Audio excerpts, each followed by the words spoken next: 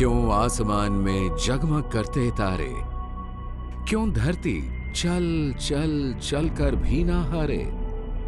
क्या एक ही वेग से गिरती चीजें सारी, क्यों चीजें कुछ हल्की हैं कुछ हैं भारी।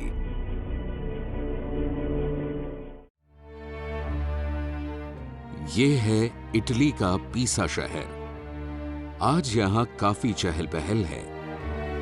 आज गैलीलियो की परीक्षा का दिन है। उनका दावा है कि पृथ्वी घूमती है। लोगों की राय में ऐसा सोचना भी पाप था।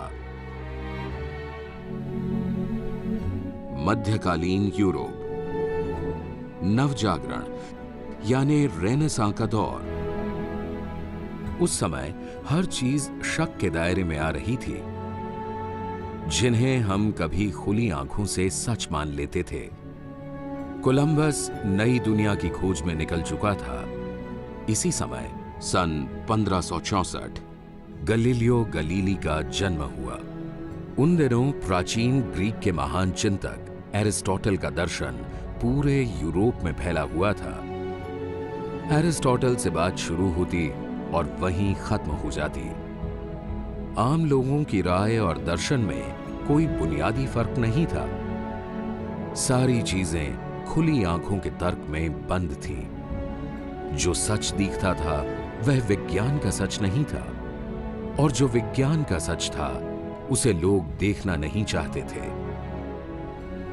उन दिनों इटली में पीसा की झुकी हुई मीनार दुनिया के 7वें आश्चर्य में शुमार नहीं होती थी, क्योंकि इस बात को बताने वाला भी आधुनिक विज्ञान ही था, जो अभी गैलीलियो के साथ बड़ा हो रहा था। महज 17 साल की उम्र में विज्ञान और गैलीलियो ने एक दूसरे को गले लगाया। हर दिन की तरह आज भी लोग चर्च के हॉल में ईश्वर को याद कर रहे थे। गैलीलियो भी इन्हीं लोगों में शामिल थे। प्रार्थना करते हुए गैलीलियो की नजर अचानक चर्च की छत पर झूलते हुए झूमर पर पड़ी। लेकिन झूमर तो रोज ही झूलता है, इसमें क्या खास बात है। लेकिन गैलीलियो की नजर झूमर से हट ही नहीं रही थी। तभी हवा जोर से चलने लगी। इससे झूमर का दोलन बड़ा हो गया था, यानी ये तेज चलने लगा था। अरे ये क्या! अब गैलीलियो ने अपने हाथ की नब्ज पकड़ ली। नब्ज पकड़े गैलीलियो की हैरत का ठिकाना नहीं था जब उन्होंने ये महसूस किया कि अभी भी उतना ही समय लग रहा था जो छोटे दोलन में लग रहा था। जब हवा शांत हुई तो गैलीलियो की हैरत का ठिकाना न रहा। झूमर का दोलन छोटा हो गया था। अरे ये क्या! अभी भी झूमर के दोलन का समय उतना ही था जितना तेज हवा में लग रहा था। हाथ की नब्ज पकड़े गैलीलियो जो देख रहे थे वह विज्ञान के इतिहास का एक निर्णायक मोड़ था। दरअसल उन्होंने विज्ञान की नब्ज पकड़ी थी। गैलीलियो ये देख रहे थे कि झूमर चाहे ज्यादा दूर तक झूले या कम दूर तक झूले, एक किनारे से दूसरे किनारे तक जाने में उसे एक ही समय लग रहा था। ये कैसे हो सकता है? बड़े दोलन और छोटे दोलन के समय में फर्क तो होना चाहिए। उन दिनों घड़ी का इजाद नहीं हुआ था। जब गैलीलियो ने अपनी नब्ज पकड़ी तो वे मन ही मन नब्ज की गति से झूमर के दोलन का समय माप रहे थे। 1, 2, 3, 4। हर बार झूमर का दोलन गिनती के 4 तक का समय ले रहा था। गति का ये कौन सा नियम है? ये कैसे हो सकता है कि छोटे और बड़े दोलन में एक ही समय लगे? गैलीलियो के दिमाग में सवालों का बवंडर खड़ा हो गया। गैलीलियो इस उधेड़ बुन में घर लौट आए और खुद से यह प्रयोग करने की ठान ली। उन्होंने लोहे और लेड के गोले, रस्सी और तार को इकट्ठा किया। इससे उन्होंने कई सारे पेंडुलम बनाए और दोस्तों के साथ प्रयोग किया। उन्होंने लोहे के गोले को रस्सी से बांधा। जब वे स्टार्ट कहते तो उनका दोस्त नब्ज गिनता और गैलीलियो पेंडुलम का दोलन 1, 2, 3, 4। जैसे ही वे स्टॉप कहते गिनती बंद हो जाती। फिर वो इसी दोलन को बड़ा करते और गिनते 1, 2, 3, 4। दोनों ही दोलन का समय बराबर रहता। यही प्रक्रिया उन्होंने लेड तथा कॉर्क के गोले पर भी दोहराई। पर यह क्या, पेंडुलम चाहे किसी भी पदार्थ का हो, उसके दोलन के समय पर इसका कोई फर्क नहीं पड़ता। फिर उन्होंने रस्सी की लंबाई बढ़ाई। उन्होंने देखा कि लंबाई बढ़ाने से दोलन के समय में फर्क आ रहा था।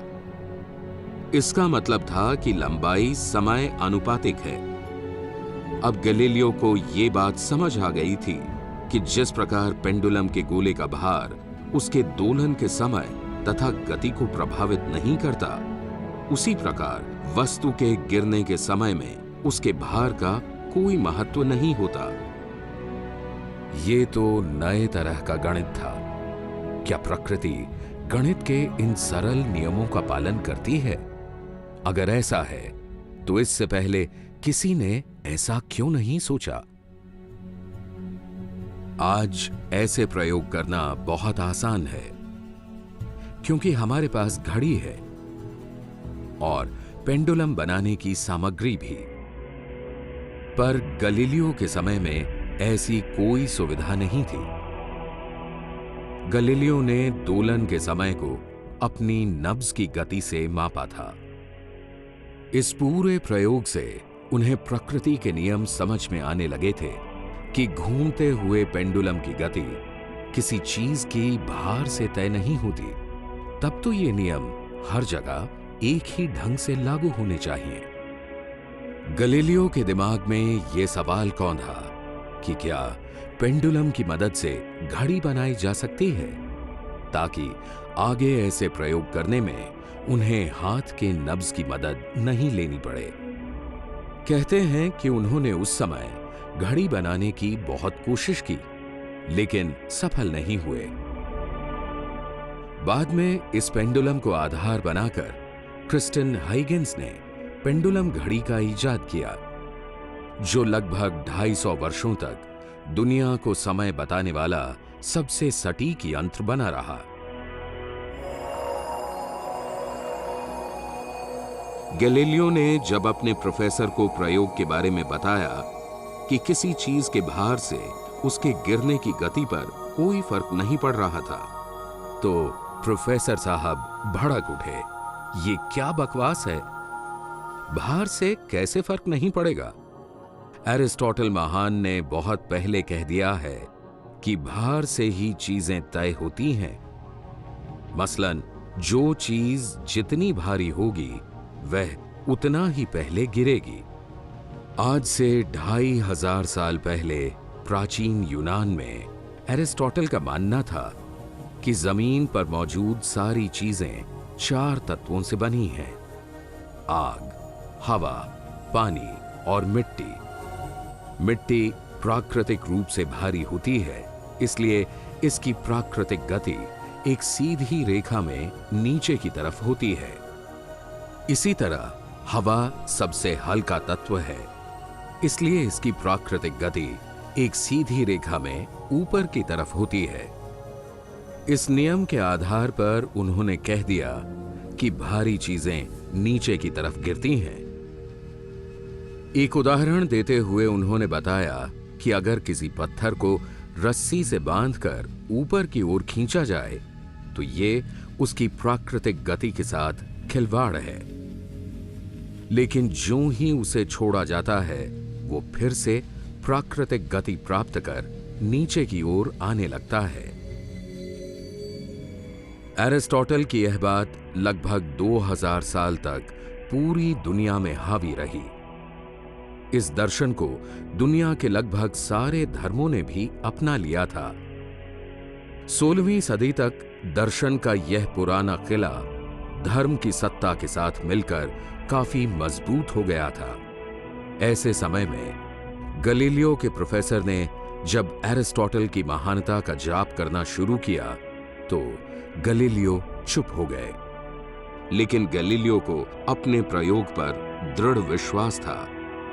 पेंडुलम के प्रयोग को उन्होंने बार बार दोहराया और नतीजा पाया कि भार से गति का कोई लेना देना नहीं है। उधर उन्हें अरस्तु की यह बात भी परेशान करती थी कि भारी चीजें जमीन पर गिरती हैं। इस उधेड़बुन में उन्हें ये बात समझ में आई कि सारे रास्तों का हल प्रयोग में है, सिर्फ बात कह देना काफी नहीं। कुछ समय बाद वे पीसा की यूनिवर्सिटी में गणित के प्रोफेसर बन गए थे। प्रकृति का जितना अध्ययन करते उन्हें यही लगता कि प्रकृति में सब कुछ आंखों देखे सच की तरह नहीं होता। इसका एक अपना नियम है। गलीलियो के बारे में एक किंवदंती मशहूर है कि अपनी बात को साबित करने के लिए वे पीसा की मीनार पर चढ़ गए थे। वहां से उन्होंने अलग अलग भार की दो चीजों को रस्सी से बांधकर नीचे गिराया। लेकिन ये क्या, दोनों ही चीजें एक साथ गिरी। देखा जाए तो गिरने की प्रक्रिया में रस्सी तोड़कर भारी चीज को हल्की चीज से अलग हो जाना चाहिए था। भले ही गलीलियो ने खुद ये प्रयोग ना किया हो, लेकिन उनके दिमाग में ये बात जरूर आई थी। जब अलग अलग भार की दो चीजें एक रस्सी से बंधकर नीचे गिरती हैं, तो क्या होता है? गलीलियो का दिमाग पेंडुलम की तरफ गया। ऐसा कैसे हो सकता है कि अलग अलग तरह के पेंडुलम के दोलन का समय एक हो? आखिर पेंडुलम भी तो ऊपर से नीचे की तरफ और फिर नीचे से ऊपर की तरफ एक निश्चित समय सीमा में ही डोलता है। बीच में कुछ तो है जो भारी और हल्की चीजों में फर्क पैदा करता है। कहीं ये फर्क हवा की वजह से तो नहीं है? गलीलियो खुद अपनी बात से आश्वस्त हो रहे थे। भारी और हल्की चीजों की गति उनके भार से नहीं, बल्कि हवा के घर्षण से तय होती है। यही नियम पेंडुलम पर भी काम करता है। पर क्या जब हवा को खत्म कर दिया जाए, यानी निर्वात पैदा किया जाए, तो क्या भारी और हल्की चीजें जमीन पर एक साथ नहीं गिरेंगी? इस बात को बेहतर ढंग से समझने के लिए हम खुद एक प्रयोग करते हैं। एक ट्यूब लेते हैं और इसकी हवा निकाल देते हैं। अब हम इसके अंदर एक साथ अलग अलग भार की दो चीजें गिराते हैं। क्या होना चाहिए? एरिस्टोटल के हिसाब से भारी चीज को पहले गिरना चाहिए। चलिए देखते हैं कि क्या होगा। अरे, दोनों ही चीजें एक गति से नीचे आ रही हैं और साथ ही गिर भी रही हैं। अब ट्यूब के अंदर एक पक्षी के पंख और पत्थर को एक साथ गिराते हैं। अब क्या होगा? पंख तो काफी हल्का होता है, इसे तो बाद में गिरना चाहिए। पर ये क्या, दोनों ही चीजें एक साथ नीचे गिर रही हैं। गति का ये कौन सा चमत्कार है? गलीलियो को प्रकृति के नियम और भी समझ में आने लगे थे, लेकिन क्या इन नियमों को किसी और तरीके से भी साबित किया जा सकता है? कुदरत के नियम भी तो गणित के नियम जैसे ही हैं, लेकिन गिरती हुई चीजों का वेग इतना तेज होता है कि उनके समय को मापना कठिन है। अब क्या किया जाए? और तो और हवा के घर्षण को कैसे कम किया जाए? ऐसे में गलीलियो को यह उपाय सूझा कि अगर चीजों के गिरते हुए वेग को कम कर दिया जाए तो यह संभव हो सकता है। लेकिन कैसे? ऐसी कौन सी जगह है जहां किसी चीज पर हवा का घर्षण कम लगता हो। सीधे गिरने में हवा का घर्षण जरूर लगेगा। अगर किसी चीज को सीधे न गिराकर इसे किसी ढलान पर गिराया जाए तो शायद उस पर हवा का घर्षण कम लगेगा। अब हम गैलीलियो के इस प्रयोग को खुद करके देखते हैं। सबसे पहले इंक्लाइन प्लेन पर जगह जगह निशान बनाते हैं ताकि दूरी को बेहतर ढंग से मापा जा सके। अब इसे 60 डिग्री पर टेढ़ा करते हैं और गेंद फेंकते हैं। इस कोण पर गति को मापना कठिन है, इसलिए इसे 20 डिग्री पर रखते हैं। इससे गेंद की गति तथा समय को मापा जा सकता है। हम समय मापते हैं। देखते हैं कि पहले निशान से दूसरे निशान तक जाने में गेंद की गति में 3 गुना इजाफा हुआ है। तीसरे निशान तक जाने में 5 गुना वृद्धि हुई और अगले निशान तक जाने में 7 गुना वृद्धि।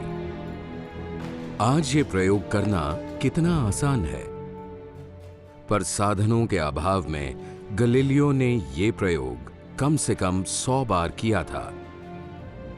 उनकी हैरत का तब ठिकाना नहीं रहा जब उन्होंने पाया कि दूरी और समय के बीच एक खास तरह का संबंध है। उन्होंने इस पूरी प्रक्रिया का गणितीय सूत्र दिया जिसमें दूरी और समय समानुपाती हैं। इसे और बेहतर ढंग से समझने के लिए हम चलते हैं किसी वाटर पार्क में। यहां काफी तादाद में लोग स्लाइड कर रहे हैं। पहले एक मोटे आदमी को स्लाइड करने के लिए कहते हैं और उसके पानी में गिरने तक का वक्त गिनते हैं। हम दोबारा यह प्रयोग किसी पतले आदमी के साथ करते हैं और वक्त गिनते हैं। दोनों जब पानी में गिरे तो दोनों का वक्त बराबर था। जब इंक्लाइन प्लेन से गेंद जमीन की सतह पर आया तो उसकी गति एक समान वेग से जारी थी। सामने दीवार से जब गेंद टकराई तो अपने आप रुक गई, यानी अगर इस पर कोई बाहरी बल न लगे तो गेंद एक समान वेग से लगातार चलती रहेगी। गैलीलियो की ये बात आधुनिक विज्ञान का मूल मंत्र है, जिसे बाद में न्यूटन ने गति का पहला नियम बनाया, यानी कोई वस्तु या तो हमेशा विराम की अवस्था में रहती है या फिर गतिमान रहती है जब तक इस पर कोई बाहरी बल न लगे। गैलीलियो के समय में लोगों का मानना था कि धरती स्थिर है और बाकी चांद, तारे और ग्रह धरती के चारों तरफ घूमते हैं, लेकिन गैलीलियो का मानना था कि धरती घूमती है। लेकिन लोगों ने गैलीलियो का मजाक उड़ाया और कहा कि अगर धरती घूमती है तो यदि हम ऊपर कूदेंगे तो धरती हमारे पैरों के नीचे से खिसक जाएगी और हम दूसरी जगह गिरेंगे। हम भी एक प्रयोग करते हैं। यहां एक घुड़सवार घोड़े पर बैठा है। घोड़े को हम यहां धरती मानते हैं। अगर घोड़ा रुका हुआ है, घुड़सवार के हाथ में गेंद है, वो गेंद गिराता है, गेंद घोड़े के पांव के पास ही गिरती है। अब हम घोड़े को दौड़ाते हैं। घोड़े की गति को हम धरती के घूर्णन की गति मान लेते हैं। ऐसे में अगर गेंद को घोड़े से गिराते हैं तब गेंद कहां गिरेगी? क्या ये घोड़े से पीछे गिरेगी या घोड़े के आगे गिरेगी या घोड़े के पांव के पास गिरेगी? जैसे ही गेंद घुड़सवार के संपर्क से छूटती है, वो घोड़े की गति के साथ गतिमान होकर घोड़े के पैरों के पास में गिरती है। ऐसा ही प्रयोग गैलीलियो ने जहाज के पाल से गेंद गिराकर किया था। दरअसल गैलीलियो की दृष्टि में गति सापेक्ष है। घोड़े की गति घुड़सवार में आई और वही गति बाद में गेंद में गई। इसलिए जब गेंद फेंकी गई तो उस वक्त गेंद भी घोड़े के साथ गतिमान हो गई थी और घोड़े के पैरों के पास गिरी। ऐसा तभी होता है जब हम धरती पर कूदते हैं और वापस हम उसी जगह पर गिरते हैं। गैलीलियो का कहना था कि पृथ्वी के घूर्णन के साथ भी ऐसा ही होता है। दुनिया की हर चीज पृथ्वी की गति से बंधी हुई है, इसलिए पृथ्वी की गति के साथ सारी चीजें गतिमान हैं। दौड़ते हुए घोड़े से भी फेंकी हुई गेंद जिस तरह घोड़े की गति से जुड़कर घोड़े के पांव के पास ही गिरती है, उसी तरह हम भी पृथ्वी की गति के साथ जुड़कर गतिमान हैं, गति में। गैलीलियो से पहले विज्ञान अपनी आदिम अवस्था में था। उस समय आज की तरह के उपकरण नहीं होते थे। तब कैसे किया गैलीलियो ने ये सब? उन्होंने प्रकृति के नियमों को अपने गणितीय सूत्र के साथ जोड़ा था। उन्होंने जो तरीके बताए थे वही आज आधुनिक विज्ञान की नींव है। अगर इन नियमों का पालन कर कहीं भी प्रयोग करें, नतीजे एक होंगे। गैलीलियो के सापेक्षता का यही सिद्धांत आगे जाकर न्यूटन और आइंस्टीन के विचारों का आधार बना और आधुनिक भौतिक विज्ञान की जड़ कायम हुई।